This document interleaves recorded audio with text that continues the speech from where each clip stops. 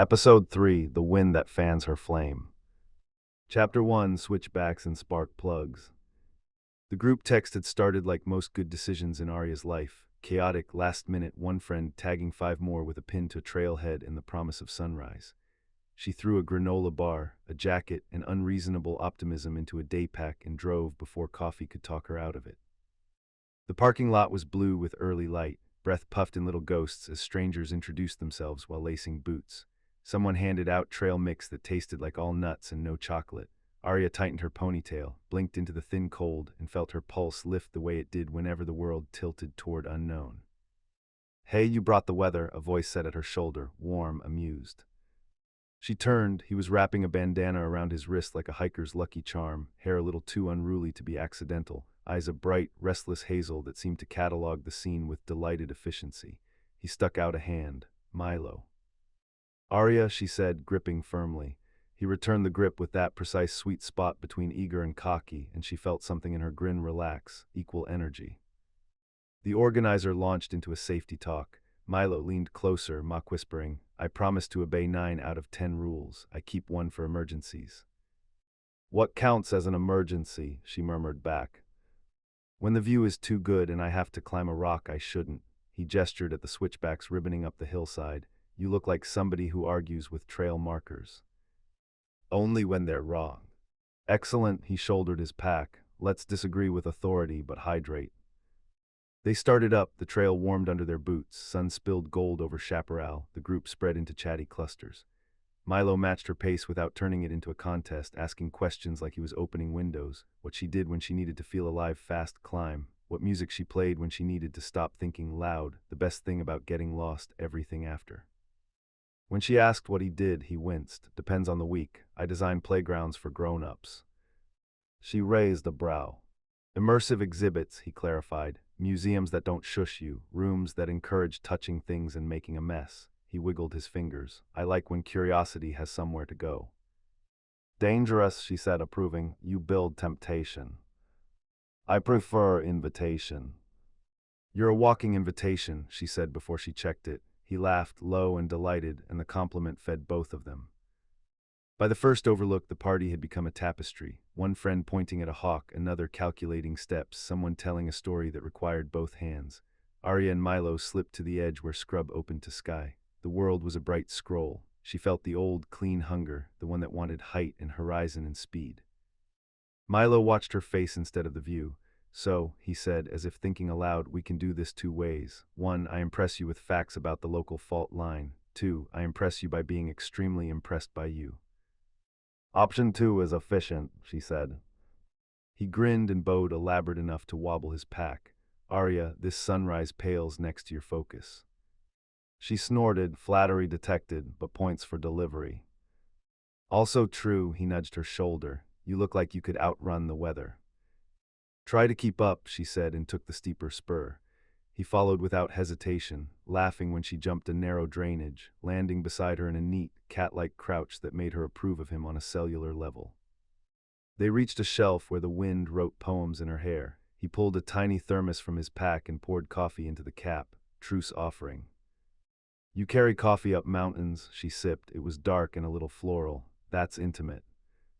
"My best friendships begin with caffeine on a precipice," he said. "My best mistakes, too." "Which am I?" "Let's find out." His eyes were sunlight and dare. Their hands bumped, reaching for the lid. That small contact, it wasn't fireworks. It was a spark plugging into the right socket. Hum light, a hum that said more to come. He tipped his head toward the group below. "I'll make you a deal. If we share the rest of this coffee, you have to tell me one thing you're trying to outrun." "Stagnation," she said fast. "You." "Self-doubt," he answered, also fast, like 2 kids blurting secrets into a tin can wired between windows. "Okay," she said, "I'll keep the pace, you keep the questions." He saluted with the lead. "Deal." Chapter 2, Banter is Foreplay, Foreplay is Banter. By the time their boots hit the trailhead dust, Arya and Milo moved like they'd rehearsed. When the group scattered, he lingered by her car. "Breakfast," he said, "pancakes and scandal." "Scandal first." Animated fox in Robin Hood. She laughed, iconic Michelle Yeoh, and finished lines. Aries, he diagnosed, climbing in. I'm Gemini. You'll never be bored. You might want duct tape. I don't waste good mouths. He clutched his chest. Then I'll find a better use. The diner buzzed with coffee and hubcap pancakes. They volleyed questions like cards, big risks, hidden rituals, last apologies. His answers were quick, hers sharp, laughter loosening every hinge between them. When his foot brushed hers, he let it linger without pushing. She noticed, approved. 3 invitations, he said, syrup shining. Maker space, trivia, my roof, blanket, satellites. I'll take all 3. Ambitious. Efficient. He studied her, delighted. You're easy to talk to. And you make words breathe, she said, eyes bright. He lifted his mug to never being bored. Cheers, their cups clinked like a small, secret oath. Chapter 3, A Room Where Curiosity Goes. His maker space lived in a warehouse that had once stored things no one loved and now held everything he adored.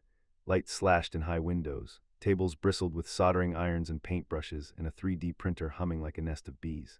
A half-finished installation glowed from a corner, a walk-through kaleidoscope of mirrors and motion sensors that caught shadows and threw them back as constellations. I promised mischief, Milo said, tossing her safety glasses. Pick a pile, we'll make something that shouldn't exist. They built without a plan. Arya discovered she had a gift for rapid prototyping. Milo discovered he had a gift for making her laugh when a thing failed spectacularly. He narrated in the style of a cooking show host. She heckled in the style of a sports commentator. When they finally cobbled together a small machine that, when cranked, painted a looping comet of phosphorescent light on the wall, they high-fived like teenagers and then, still holding hands, realized neither of them particularly wanted to let go. He didn't rush the shift from play to heat. He rolled his chair close enough for knees to brush. May I kiss you, he said, exact words like a teacher diagramming a sentence. Please do, she said, grateful for the clarity that made permission a shared spark, not a test. The kiss tasted like sawdust and mint gum. It began quick, curious, a smile pressed into a question. Then it lengthened, deepened, turned focused without losing any of the light. He kissed like he thought inventively, trying angles, seeing what the system could handle, adjusting to feedback instantly. Arya met him with her usual 0 to 60, but this time she didn't have to drive the whole car. He shifted gears with her, grinning into her mouth when she bit his lower lip just so. She didn't notice the exact moment they stood, only that her back found a pillar and his hands framed her waist with a warmth that steadied rather than claimed. He pressed close, chest, hips, breath, and let the quiet around them swell until the only sound was their pulse sinking.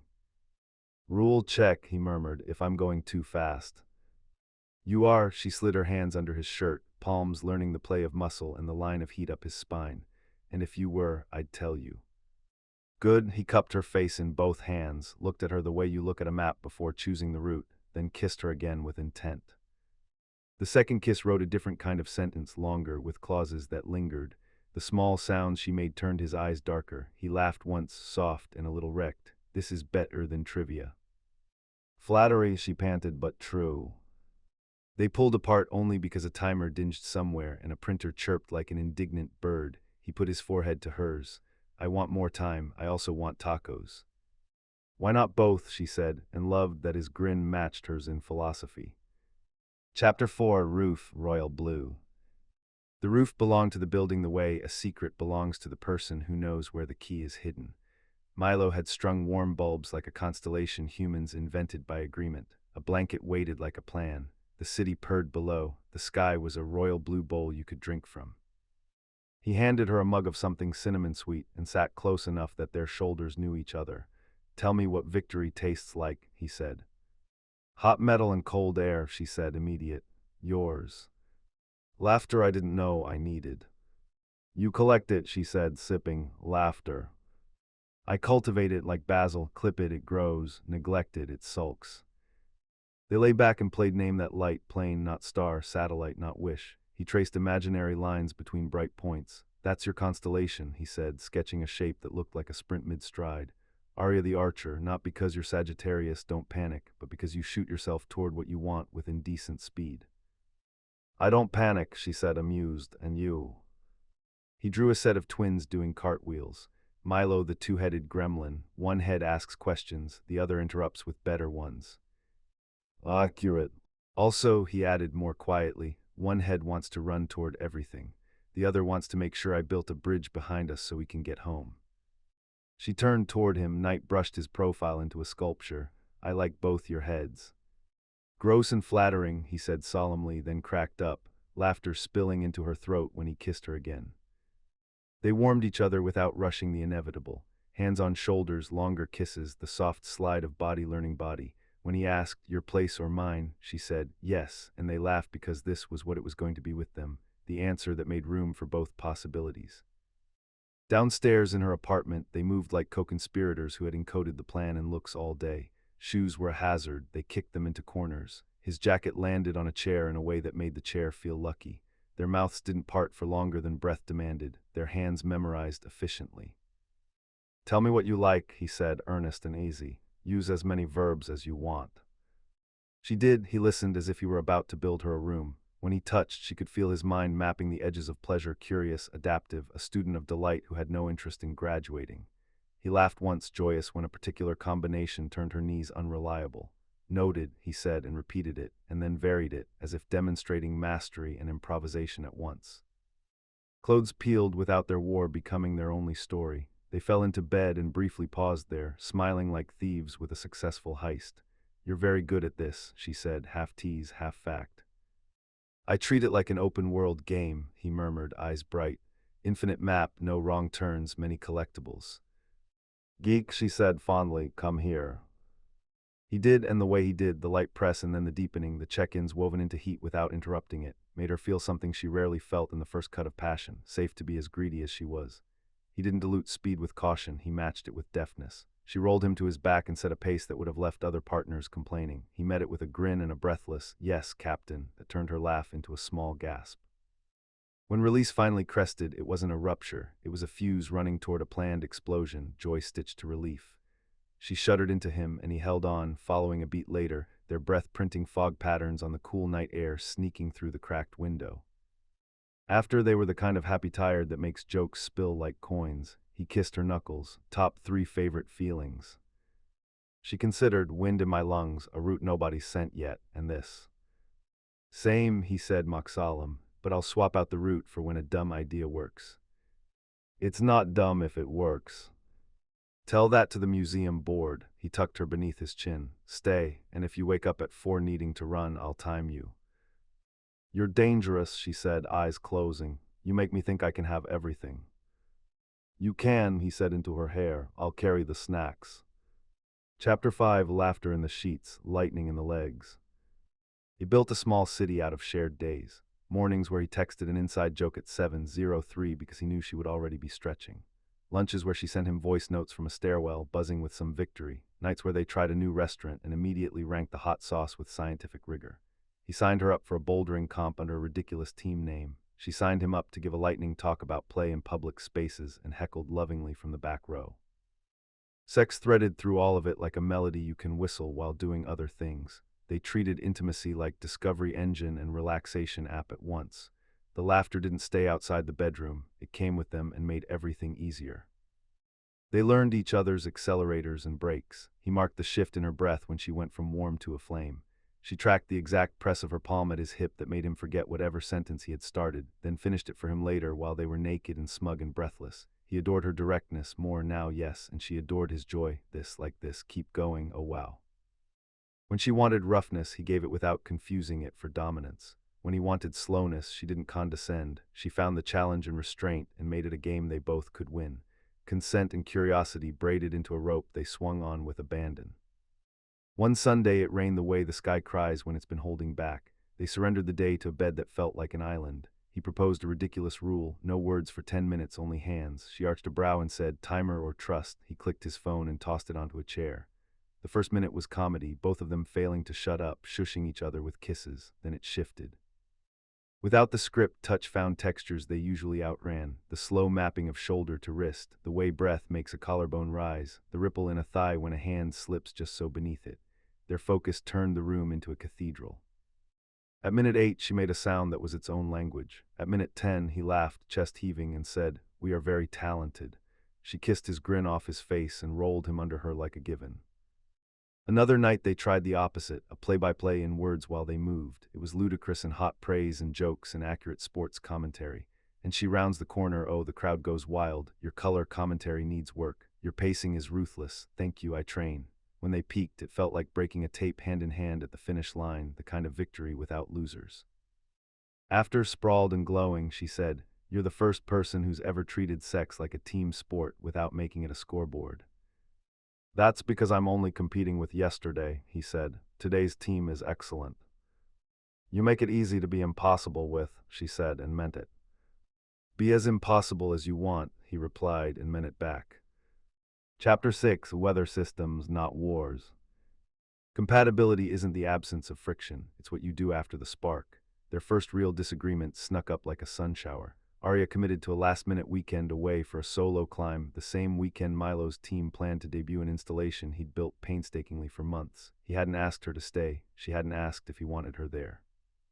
The night before her trip, he was quieter than usual, twisting a rubber band around his fingers until it snapped. "I want to be clear, and I don't want to be clingy," he said finally. "I would love you in my corner tomorrow." She sat on the counter, legs swinging. "I would love to be in your corner. I also promised myself that route." He nodded, jaw working, two winds meeting. "Okay, do we do the grown-up thing where we pretend it's fine until it curdles, or do we say it plain?"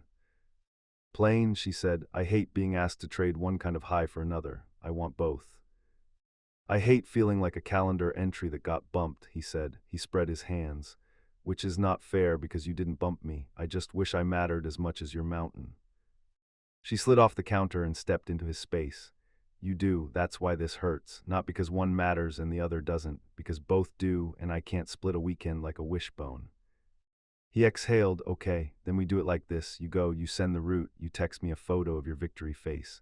I'll have another kind of victory face, and I'll send you an equally hot photo of a room full of adults crying at a light sculpture." "Deal." "Also," he added, grinning now because it was them, "next time I'll schedule my triumphs for weekdays. And I'll schedule my summits for dawn and be back by brunch." They sealed it the way they sealed most things, with humor and heat.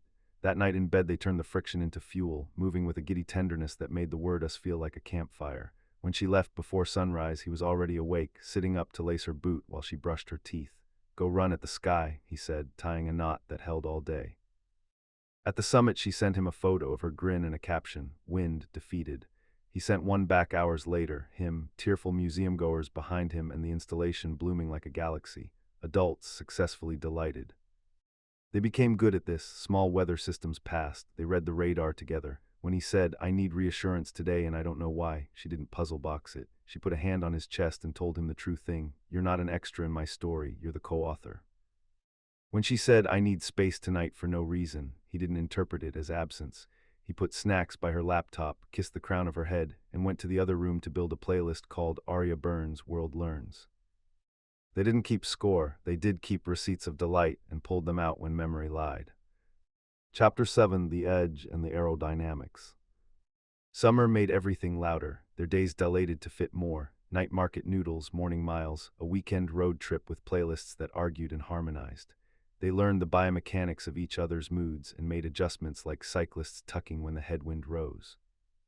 Heat sharpened their bodies. On a night so warm the city hummed like a cicada, they skipped a party in favor of staying home with the fan doing its best impression of a breeze. Milo dragged the mattress near the open window and declared it vacation adjacent. Arya brought frozen grapes like a luxury. They decided to try a new map in bed, her at the edge of the mattress, hands braced on the sill, him behind her guiding the tempo not as a metronome but as a partner in a dance that borrowed from sprint starts and swimming strokes.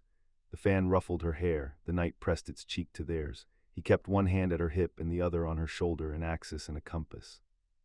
She found within the position a power she hadn't expected, the way she could drive the pace with a shift of weight and how he could catch it, amplify it, return it. They spoke in a grammar honed by months of listening. Yes, more there stay. At one point he half laughed, half groaned, "You're aerodynamic," and she barked a delighted laugh that melted into a throaty sound when he adjusted the angle like a mechanic fine-tuning a race car.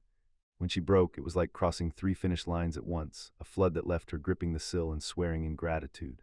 He followed with a shudder that felt like surrender without losing command, burying his face in her shoulder with a soft curse that curled her toes. After, slick with sweat and smug, they lay belly down like lizards. He fed her grapes that squirted cold summer into her mouth. She fed him compliments with equal juice. You, she said, lazy and sincere, are the first person who has ever made me feel fast and seen. You, he replied, equally lazy and equally sincere, are the first person who has ever made me feel electric and calm at the same time. Compatible, she said. Combustible, but in a good way, he amended. In a wind tunnel, she added, we're built for speed. He turned his head, kissed the inside of her wrist. I'll always be your tailwind. Sometimes be my crosswind, she said, smiling. Keep me honest. Oh, I will annoy you exactly the right amount, he promised. Excellent. Chapter 8, The Ease After Fire. Autumn crept in cool and found them unafraid. They had collected enough days to trust the pattern, heat, humor, honesty. When a problem arrived, they didn't build a stage for it. They made a table and sat on the same side. One evening after a week that had chewed them both up, her boss trying to redirect her energy toward a project that bored her, his funding committee asking him to make wonder quantifiable. They set 2 bowls of curry on the floor and leaned against the couch like undergrads. Both were too tired to be charming. This was a new kind of intimacy, and it felt more dangerous than sex, showing up without sparkles, with the soft underbelly of disappointment exposed. Milo broke the seal first. I felt like a balloon animal someone kept twisting into shapes until it squeaked. Arya's laugh was fond and exhausted. I almost told the VP to start a bonfire in his inbox. Did you? Only in my head. He rested his temple against hers. I want to build you a catapult that launches you straight into the project you actually want. I want to build you a budget that pays you in wonder. They ate in companionable quiet. When the food was gone, he tugged her into his lap with a grunt. You know the thing I didn't know until you. Passion doesn't have to scrape skin to feel real. She looked at him then, way down past jokes and cleverness. I didn't know it either. I thought pain was the receipt, he said softly. I thought struggle was the proof, she admitted. He framed her face. Turns out joy leaves bet or evidence. She kissed him slow and sweet, the way you kiss a decision you're proud of. The sex that followed wasn't a fireworks finale. It was a well-tuned engine purring, the kind of movement that knows when to surge and when to idle, the kind that trusts a hand on a thigh to mean I'm here, a laugh against a collarbone to mean so are you. They took their time, they asked and answered, they let the glow gather. When release came, it was gratitude more than conquest. After they made a pillow nest and scrolled photos from the past months, boots on a summit rock, a streak of light from the Maker Space Comet machine, the roof's string lights catching in her hair, a blurry selfie where they were both laughing too hard to care about angles. She set one as her lock screen and didn't feel like she was betraying anything sharp inside her. She felt like she was adding oxygen. Later, in the notebook where she wrote truths to double-check them later, Arya scribbled. He never asks me to shrink. He asks me to report back from the edge. I never ask him to stop asking questions. I ask him to tell me when one feels like a door. We don't win against each other. We win with each other. Passion without injury is not lesser, it's rarer. I have been on fire. Now I am learning to fly in the wind that feeds it. She showed it to him, he wrote underneath. I'll be the wind that fans, not the gust that snuffs. Keep burning, I'll keep up. They fell asleep under a window the autumn air touched like a benediction. 2 people who had learned that love could be an accelerant without being an accelerant of harm, that laughter could be foreplay and foreplay could be reverence, that conflict could be weather instead of war. In the morning, she woke before dawn with her usual itch to move. She slid out gently. He made a content noise and rolled into the warm space she left. She laced her shoes, scribbled a note, kissed his shoulder, and ran out into a city still yawning itself awake. When she returned, sweat bright and wind flushed, he was in the kitchen making pancakes the size of ambition and coffee dark as mischief. He looked up with that gladness that never tried to own her. You outran the weather. For now, she said, stepping into him, into the day, into the simplest, truest fact she had learned this year. Want to race the next storm together? He asked. Always, she answered and meant it.